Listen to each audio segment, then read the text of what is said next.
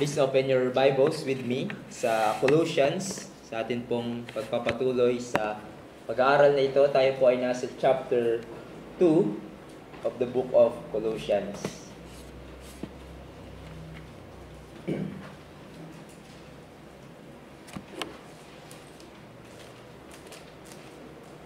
Colossians chapter 2, beginning verse 11, it says, "In him also you were circumcised with a circumcision made without hands, by putting off the body of the flesh, by the circumcision of Christ, having been buried with him in baptism, in which you were also raised with him, through faith in the powerful working of God, who raised him from the dead. And you, who were dead in trespasses and the uncircumcision of your flesh, God made alive together with him, having forgiven us all our trespasses." Verse 14 would be our focus. "By canceling the record of death that stood against us with its legal demands, this he set aside, nailing it to the cross. He disarmed the rulers and authorities and put them to open shame by triumphing over them in him." Tayo po ay manalangin at tumingi ng tulong sa Diyos. Our gracious and Heavenly Father, we are again thankful for this opportunity to hear your word, hear the word of our Savior and friend, our Lord Jesus Christ. Salamat po, Panginoon, sa kalayaan na patuloy niyo pong pinagkakaloob sa amin. At nawa nga, Panginoon, ay ang iyong anak na si Jesus ang madakila at maihangat sa pangangaral ng inyong salita. Katulad po ng aming inawit, Panginoon, our Lord Jesus Christ is all the world to us. And may it continue, Lord, sa aming buhay, that He is our joy, He is our life. And we acknowledge, Panginoon, that apart from Him, we would fall. So we pray, Lord, that you would grant us the understanding that we need as we listen to your word. And we ask, Lord, that you would help ang magdadala ng inyong salita. Layuin niyo po kami sa anumang kamalian, bagkos ituro niyo po sa amin ang katotohanan. At nawa, hindi lamang kami maging tagapakinig ng inyong mga salita, hindi maging tagaganap ng mga ito. Sa pangalan ni Jesus. Amen. Sa ating pagpapatuloy ng pag-aaral sa portion na ito ng Colossians, we are dealing with the spiritual blessings na na-obtain ng mga believers in Christ Jesus. Bakit napunta si Pablo sa gantong usapin para sa mga Colossian believers? As we have learned na ang mga bulaang mga ngaral offers something sa mga believers, offers the believer something else than Christ, that they say na magiging kompleto sila. Sinasabi nila, okay naman si Jesus, pero meron pang ibang paraan para maging fulfilled kayo sa buhay, para makumpleto kayo spiritually. You need our philosophies, you need our teachings. And Paul countered that by asserting who Christ is at ano ang nakamtan natin kay Jesus sa pamamagitan ng kanyang ginawa para sa ating kaligtasan. Pinapakita sa atin dito ni Paul ang kasapatan ng ginawa ni Jesus at yung kadakilaan ng katayuan na natin kay Jesus. We are spiritually circumcised, na pag-aralan natin yan, meaning we are changed, binago tayo ng Diyos. Ang dati nating buhay na dominated ng kasalanan ay binago ng Diyos in Christ Jesus. We are buried with Christ and raised with Him. And last Sunday, nakita natin yung panghuli, that we are made alive to Him. Tayo ay spiritually resurrected mula sa pagiging patay sa kasalanan, ay binuhay tayo ng Diyos, alive to God. And Paul explained to us kung ano yung nangyari sa pagkabuhay nating muli spiritually. We have looked at the occasion kung saan tayo na made alive with Christ, it says in verse 13, you were dead in your trespasses and uncircumcision of your flesh. Yan yung kalagayan ng ating buhay dati noon nung hindi pa tayo mananampalataya. Patay sa kasalanan, alipin ng kasalanan, unresponsive to God, without truth, without revelation, without hope, without God, and your life was dominated by sinfulness and by your sinful nature. But God made you alive. Then in verse 13b, we have seen the nature or yung characteristic of being alive with Christ. It says, God made alive together with Him, having forgiven us all our trespasses. Meaning that what bounds up in being made alive with Christ, napatawad ang lahat ng ating kasalanan. Nakatanggap tayo ng gracious, bountiful, certain, complete, unparalleled, and encouraging forgiveness from God in Christ Jesus. And so, that leads us sa naiwan nating heading, and that is the means. Ano yung paraan na ginamit ng Diyos para tayo ay ma-made alive with Christ at mapatawad sa lahat ng ating kasalanan? Now, this is the question of many and the dilemma that we can see from the Bible. How can God made us alive with Him, having forgiven us of all our sin? How can a holy God forgives a sinner? Ba kung hustisya ang Diyos at hindi niya hahayaan ang makasalanan basta na lamang malibre sa kanyang pagkakasala, papaano na tayong mga makasalanan ay magkaroon ng kapatawaran sa banal at matuwid na Diyos? And so here we can see the answer. So in verse 14 it says, by canceling the record of death that stood against us with its legal demands.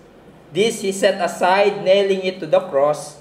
He disarmed the rulers and authorities and put them to open shame by triumphing over them in Him. So first of all, by canceling the record of death.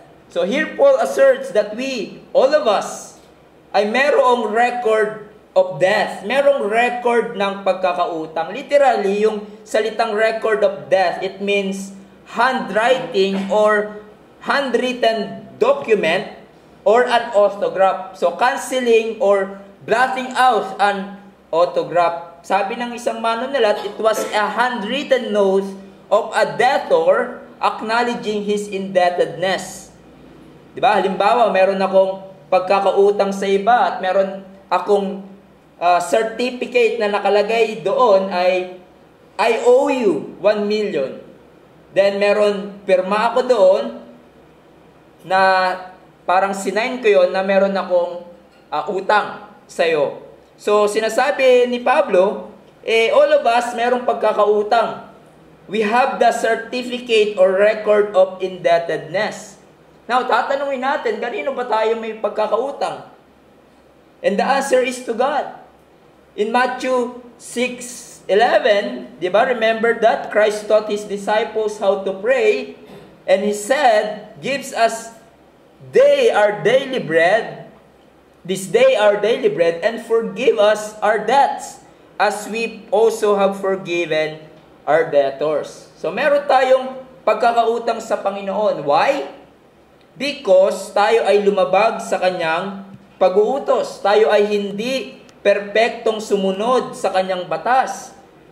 Dapat mahalin natin ang Diyos ng buong puso at kaluluwa at kalakasan natin.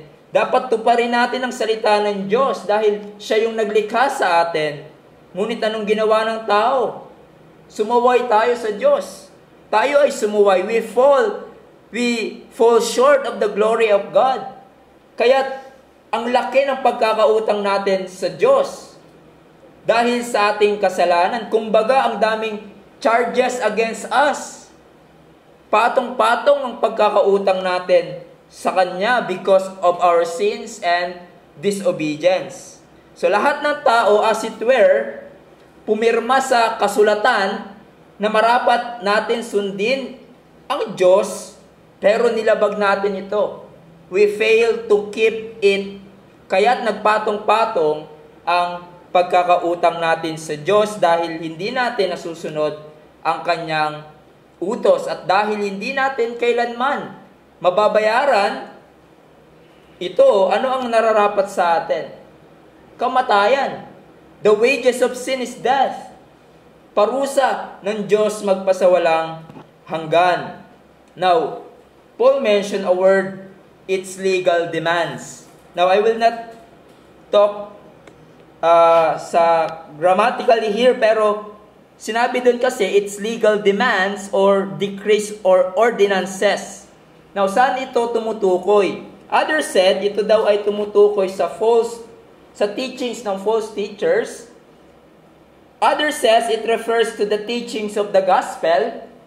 But more likely, interpretation arises from the comparison with Ephesians 2:15, kung saan dito lang ginamit din yung salitang ito ni Pablo, yung salitang ordinance or decree. Sinabi doon, sa Ephesians 2:15, it says, thereby abolishing the law of commandments expressed in ordinances, that he might create in himself a new man in place of two, so making peace and might reconcile us both to God in one body through the cross, thereby killing the hostility. So ano yung tinutukoy na batas ng Diyos dito? But sa context ng Ephesians, it is referring to the Mosaic law, yung ceremonial aspect of the law. But here in Colossians, it refers sa moral law, sa 10 utos. Dahil yung moral law, nagsasabi sa atin yan, di ba? Kahit na tayo ay mga hentil. Katulad ng mga Colossians, ito ay nagsasabi sa atin yung batas ng Diyos na guilty tayo ng kasalanan, na lumagpak tayo sa obligation natin sa Diyos. Even though wala tayo ng 10 utos, or siguro hindi mo nabasa yung 10 utos, unlike the Jews, sinabi ni Pablo in Romans 2:14 and following na yung batas ng Diyos ay nakaukit sa puso ng mga tao, kaya't nalalaman natin ang tama sa mali. At ang batas ng Diyos ang nagsasabi sa atin, makasalanan ka, hindi mo kayang sundin perfectly ang utos ng Diyos, therefore, nararapat ka sa kanyang parusa, because everyone who fails to obey God's standard of righteousness, His law ay nararapat sumpain. Nararapat parusahan. In the language of Paul in Galatians 3:10, cursed is everyone who does not abide by all things that are written in the book of the law to do them. So the ordinances and legal demands or decrees na tumutukoy dito ay sa batas ng Diyos or the moral law. Now, having that in mind, sinasabi ni Pablo that the record of death stood against us. Ito ay laban sa atin with its legal demands. Now, ayon sa NASB, ang pagkagagamit niya, consisting of decrees against us. Sa New King James ay sinabi requirements or ordinances that was against us. So, itong certificate of death ay naglalaman ng decrees ng batas ng Diyos that are against us.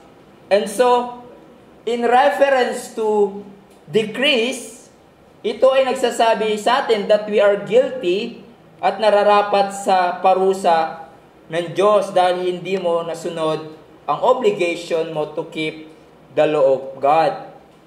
And so, meron tayong malaking pagkakautang sa Panginoon in reference to the decrees or the law of God dahil we failed to keep it.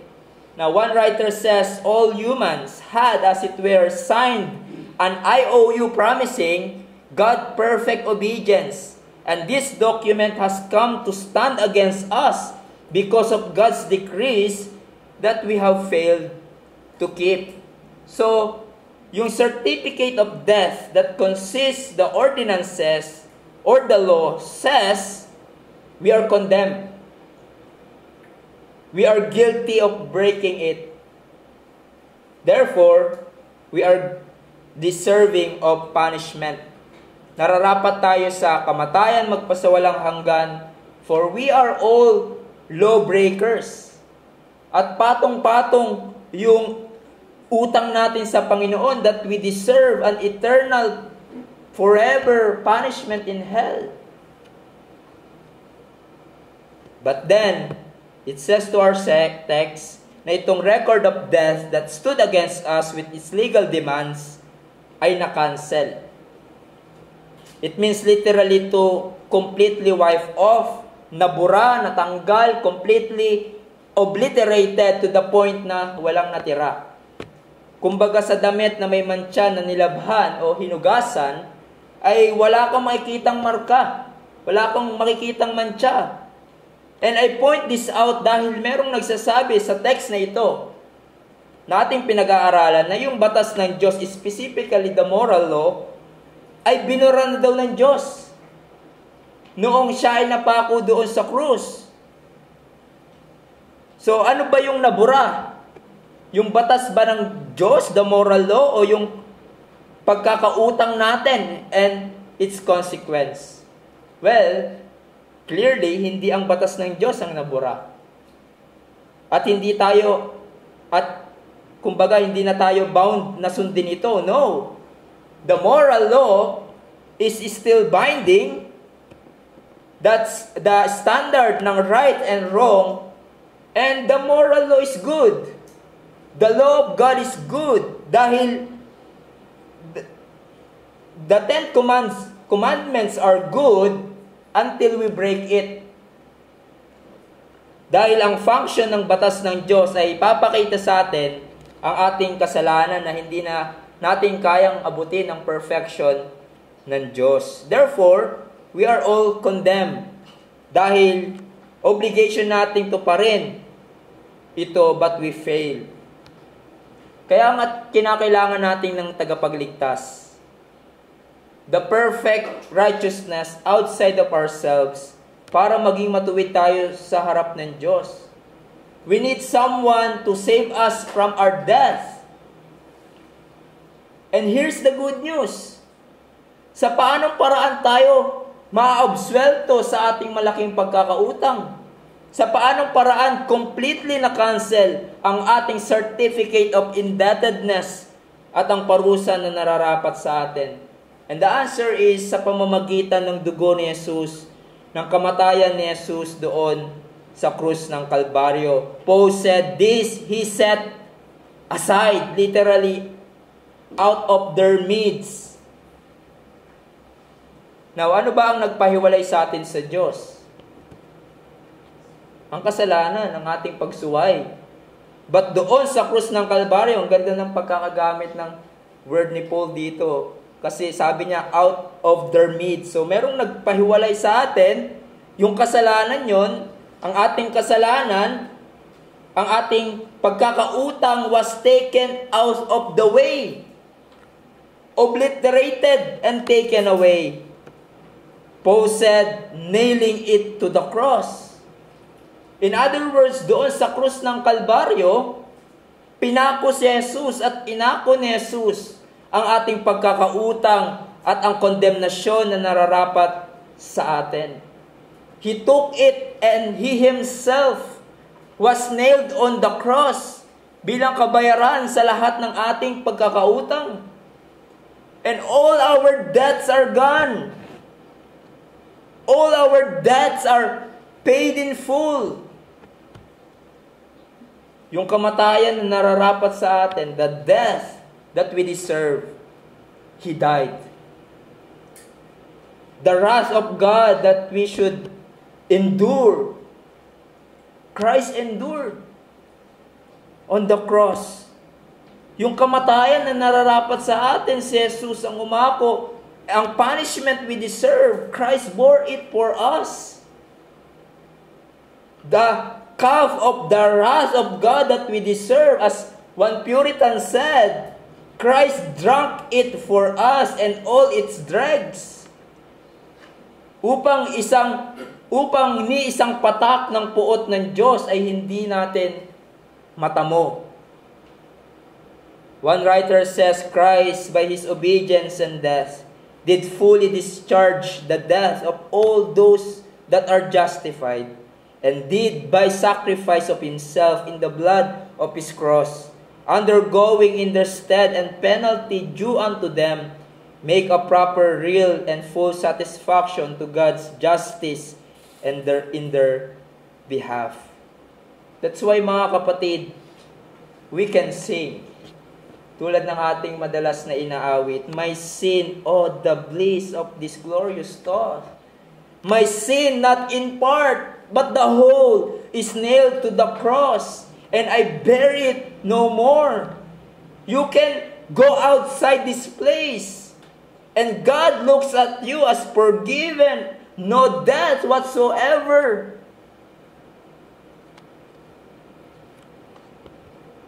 Kaya ngayon yung sabi ng isang preacher, one of the pains ng isang preacher is to understand you, para maunawaan nyo how God forgiven you. One of the pains ng isang preachers ay to explain kung gaano kalawak yung pagpapatawad ng Diyos, because no words can explain how God forgiven us in Christ. Even when we go to heaven, we will be amazed how God forgiven us in Christ.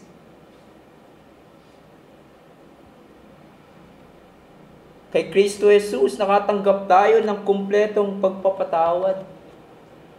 Not half justification, not half forgiveness of sin, not half forgiven of all our debts, but kumpletong absuelto sa lahat ng ating sa ating pagsuway.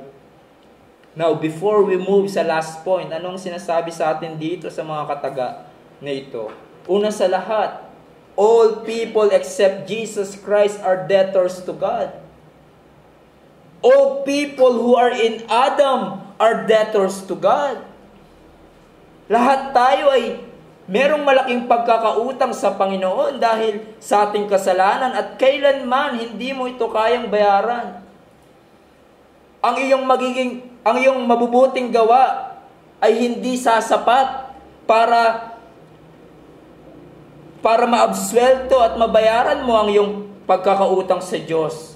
Ang iyong sariling righteousness ay hindi aabot para maabsuelto ka sa utang mo sa Diyos. Ang iyong buhay ay hindi sasapat. Hindi sasapat ang iyong buhay para mabayaran mo ang mga ito.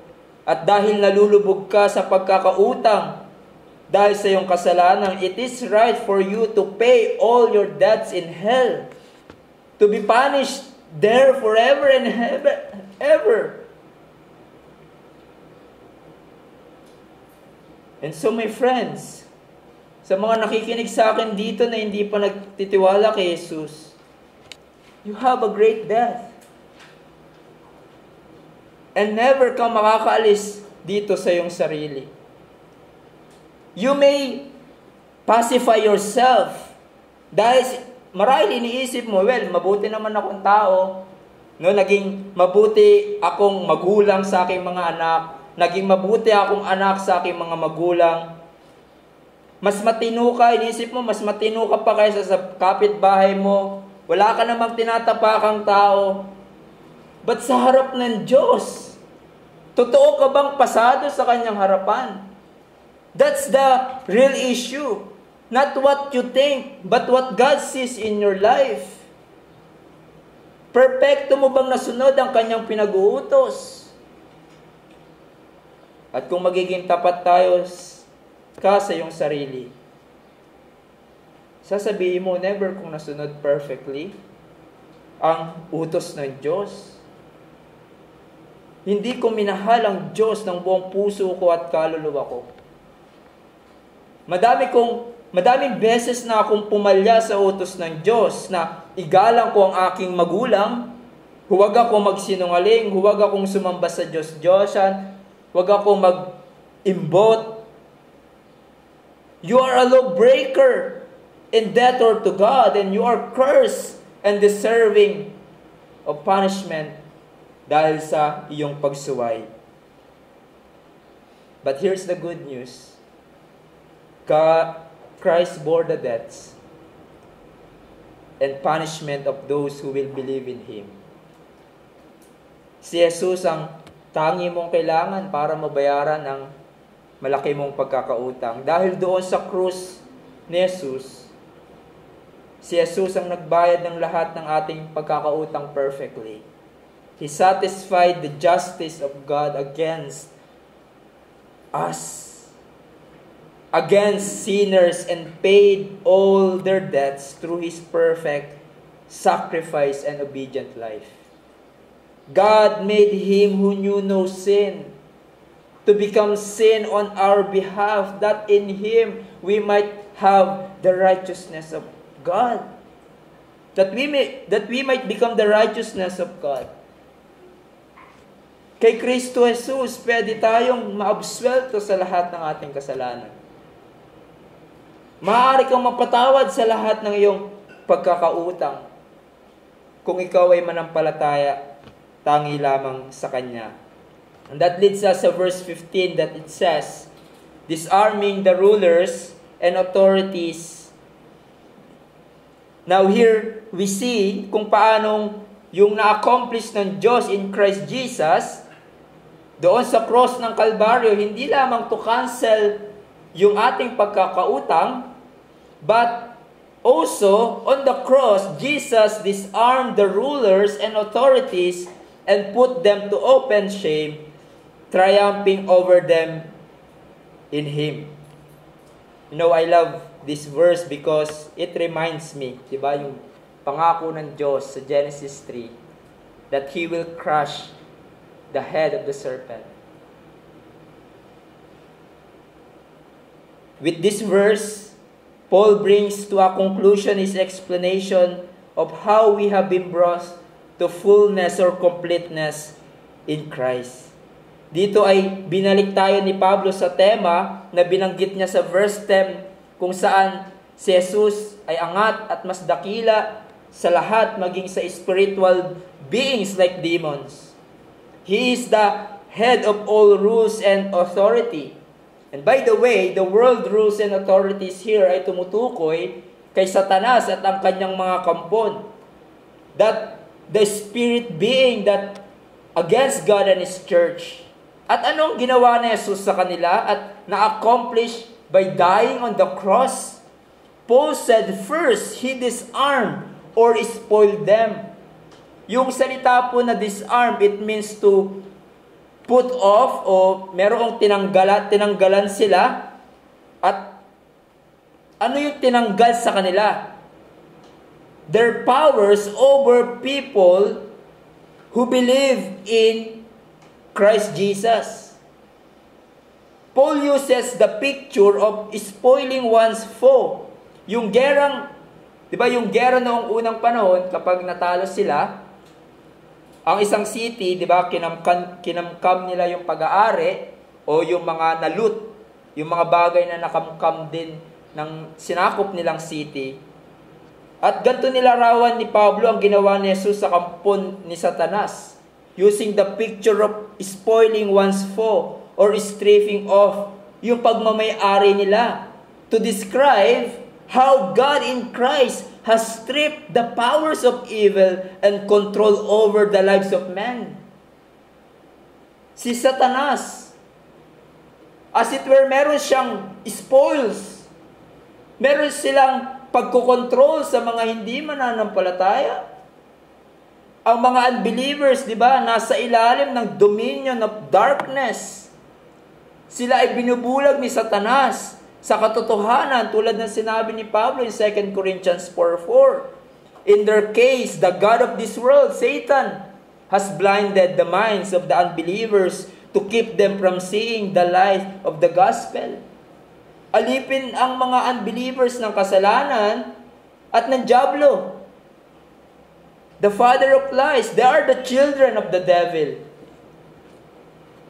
Ngunit anong ginawa ni Jesus? Sa kanyang ginawa doon sa krus ng Kalbaryo, He disarmed the power of Satan and his control over the people. In other words, maaari na ang isang makasalanan makalaya sa tanikala ng dyablo. Maaari na ang isang makasalanan ay mabuksan ang pagkaunawa, maintindihan ang katotohanan ng Ebanghelyo at makawala sa pambubulag ni Satanas. Maaari na those who are under the dominion of darkness and Satan can be transferred to the kingdom of His beloved Son, in whom we have redemption and forgiveness of sin. Because Christ disarmed Satan's power and control over them. But also, ano pa yung ginawa ni Jesus? Not only He disarmed them, it says, put them to open shame. This word, it means to exhibit, to expose, to disgrace. Itong salita na ito ay ginamit sa Matthew 1:19. Remember that? Kung saan ito yung ayaw gawin ni Joseph kay Mary. It says, Joseph, her husband, being a righteous man, not wanting to disgrace. Not wanting to expose. But here in our passage, we are told na dahil sa ginawa ni Jesus, the enemies of our souls are put to shame. I can just imagine na inaakala ni Satanas and demons na noong sa pagkakabayubay ni Jesus doon sa krus at ang kanyang pagkamatay, they might be thinking na si Jesus ay kahiya-hiya, na si Jesus ay defeated because He claimed that He is the Son of God, and yet pinahirapan siya ng evil men at hindi man lang makalaban. But ang katotohanan is that sila ang napahiya. The cross is a victory, not a defeat. Sila ang nagapi. Dahil ang death, ang burial and resurrection ni Christ ay pagtatagumpay ni Jesus. It is victory over death, sin, and Satan. It is, sabi ni Pablo, by triumphing over them in Him. It means to lead prisoners of war in a victory procession, demonstrating one's successful conquest of the opposition. And the picture is this. Ang larawan ay isang Roman general na nagtatagumpay at pabalik na siya sa kanyang bayan, at habang pauwi na siya, ay pinaparada niya yung kanyang mga natalo sa kalsada. That's the picture. And in Colossians 2:15, it conveys the idea of the completeness of the victory accomplished by Christ. Nagapi ni Jesus ang kaaway ng ating kaluluwa. At sa krus ng Kalbaryo at ang pagkabuhay niyang muli, the enemies of our soul were put to shame and defeated. They have been spoiled by Christ. Dahil napalaya niya ang mga taong alipin ng kasalanan at ng dyablo. Sadly, not all people. But His people that He purchased by His blood, they were set free, and we are no longer in bondage of sin. Sinabi ni Kent Hughes, in the death, burial, and resurrection of Christ, God the Father in Christ Jesus achieved a great victory over the evil powers of this world. He put them to open shame. He wants us to see that though they still exist, they are defeated Satan's demons have been sentenced to be in the train of God's victory parade. Thus, we need no longer fear the outcome of our battle with evil. You get that? We need no longer fear the outcome of our battle with evil. Christ has conquered. We have conquered, and we will conquer. Brethren, Satan is real, and demons are real. But they were defeated. At ito ang dapat nating alalahanin. Ang kaaway ng ating kaluluwa, nagapina. Yes, hindi pa siya totally destroyed. At nagtatangka pa rin siya hanggang sa ngayon, nadayain tayo even as believers. Sinabi sa Thessalonians, the demons and Satan's trying to tempt us to disobey God. Yes, hindi pa siya totally destroyed. Nagtatangka pa rin siya hanggang ngayon na dayain tayo. Dalhin tayo sa pagkakasala laban sa Diyos. But He is a defeated foe. Kung ikaw ay na kay Kristo Jesus, at sa pamamagitan ni Jesus, hindi mo kailangang matakot sa kanila. Sila ay defeated na, wala na siyang dominion sa iyong buhay. And you can now resist the devil and overcome his lies and evil scheme. How? Sinabi ni James, submit to God. Resist the devil and he will flee from you. Don't give in sa temptations na binabato ng diablo sa iyo. Remember, he is a defeated foe. You can overcome his lies.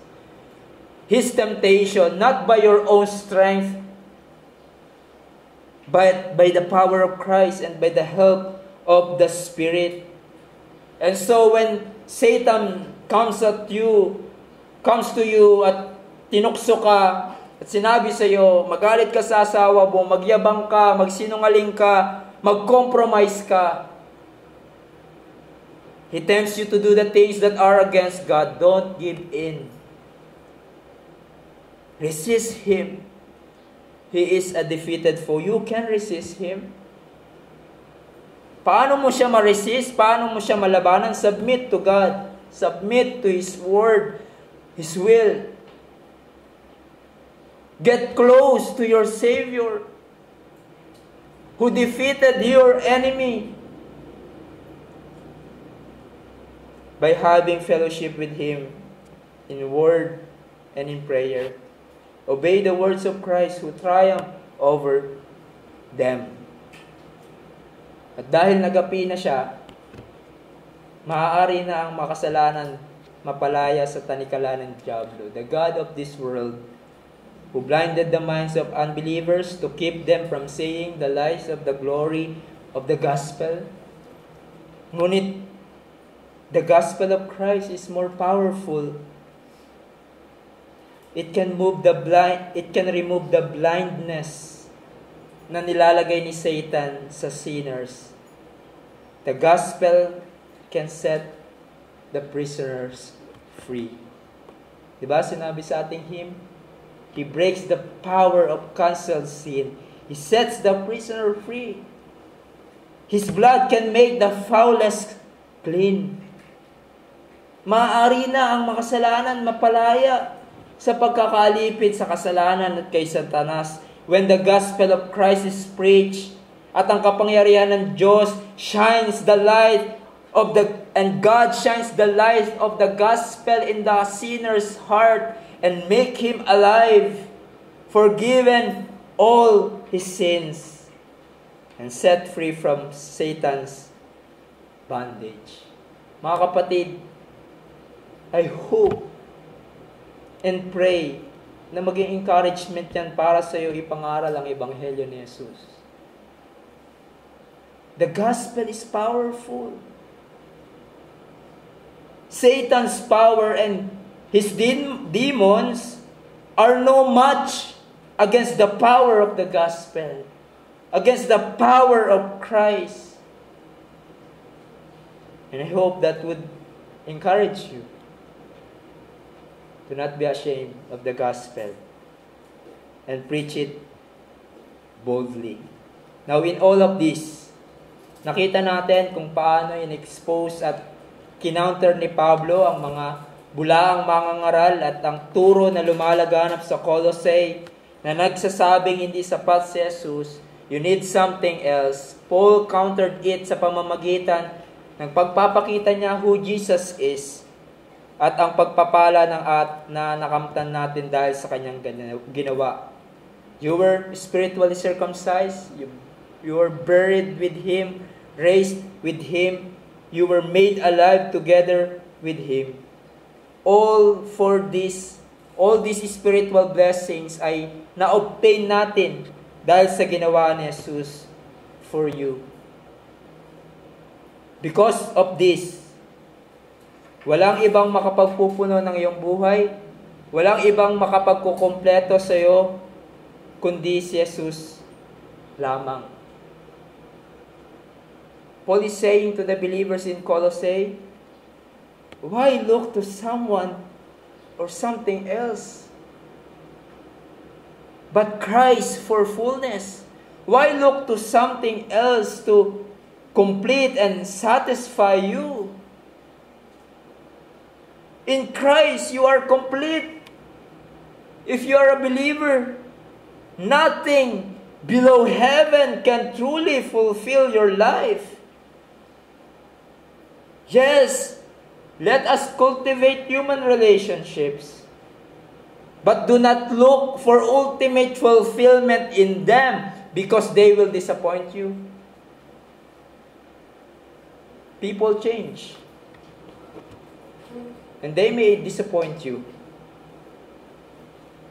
Dahil pwede ang isang tao mag-fail. Yes, pursue your career.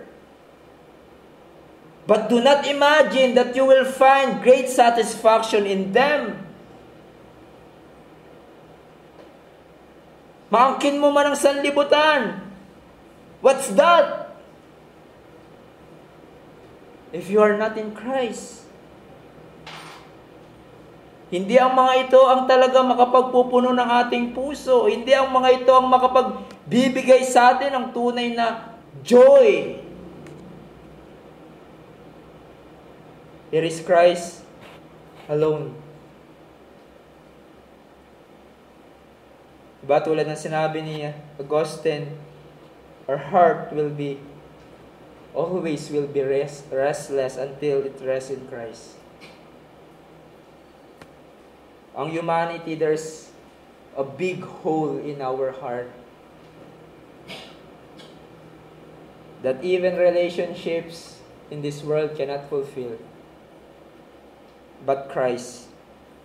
And if you are in Christ, you have everything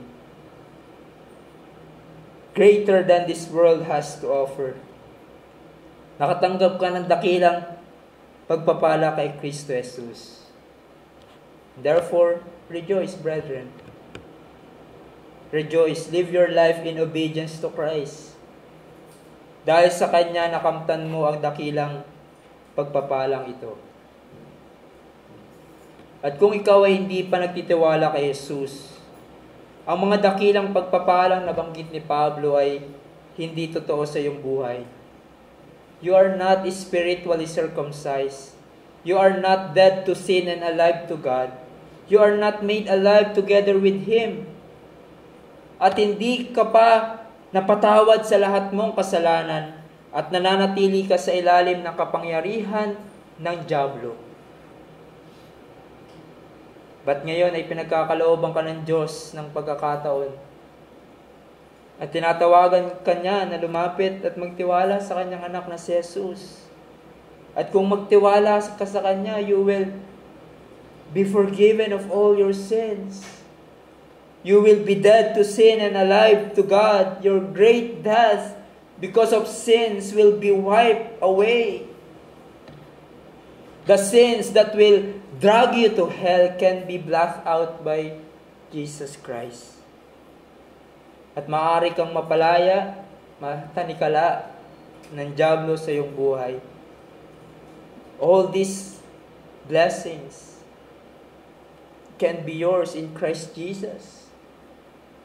At maaari kang mapalaya sa tanikala ng dyablo sa iyong buhay. All these blessings can be yours in Christ Jesus when you repent of your sins and turn to Christ for salvation. Tayo ay manalangin. Aming dakilang Diyos, salamat po, Panginoon, sa kalinawan ng inyong salita kung paano ang dakilang na-accomplish ni Christ doon sa krus ng Kalbaryo. Not only, Lord, we are forgiven of all our debts, forgiven all our sins, but pinagdiinan pa sa amin dito ni Pablo that maaari, O Diyos, na doon sa krus ng Kalbaryo ay nagapi ang kaaway ng aming kaluluwa, si Satanas. Na kung kami ay mga mananampalataya, kung titignan namin ang buhay namin, alipin ng kanyang kasinungalingan, alipin ng kasalanan, and yet, Christ is more powerful than them. And He accomplished the great salvation doon sa krus ng Kalbaryo for us, His people, to be delivered not only to the power of sin, but to the power of the evil one. So Lord, thank you for such great salvation that we have in Christ. And may this truth ay tumimo sa aming mga puso will cause us to rejoice and worship you and obey you and love you more than anything else. Thank you, Lord, for your love for us, for all the spiritual blessings in Christ Jesus. In His name we pray. Amen.